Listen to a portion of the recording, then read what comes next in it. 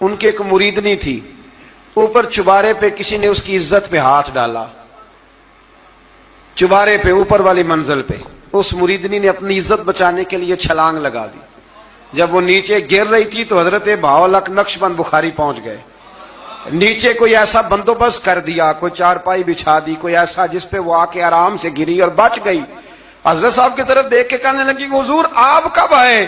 فرمانے لگے پتر جب تو چبارے سے چلی تھی تب میں بخارے سے چلا تھا، جب تو چبارے سے چلی تھی نا تب میں بخارے سے چلا تھا، اور تیرے نیچے آنے تک میں بھی پہنچ گیا ہوں۔ میں بھی مالی دا کم راکھی کرنا، پھل کچے ہون یا پکے، اے پیر مریداں دے سر تے ہی رہندا ہے، اے جھوٹے ہون یا سچے، یہ پکی غلامی کریں یا کچی کریں، پیر کی بھی مجبوری ہوتی ہے، کیا کریں، پیر مریداں دے سر تے ہی رہندا ہے، اے جھوٹے ہون یا سچے، کیا کیا جا سکتا ہے۔ لیکن نا نافرمان بیٹے کا بھی تو جائیداد میں حصہ ہوتا ہے نا، نافرمان بھی ہو تو جائیداد میں حصہ، تو چلو باپ ناراض رہے گا تو اللہ ناراض رہے گا، بات الگ ہے، پر جائیداد کا حقدار تو ہے نا، چاہے نافرمان ہی ہے۔ پیر مریداں دے سر تے ہی رہندا ہے، اے جھوٹے ہون یا۔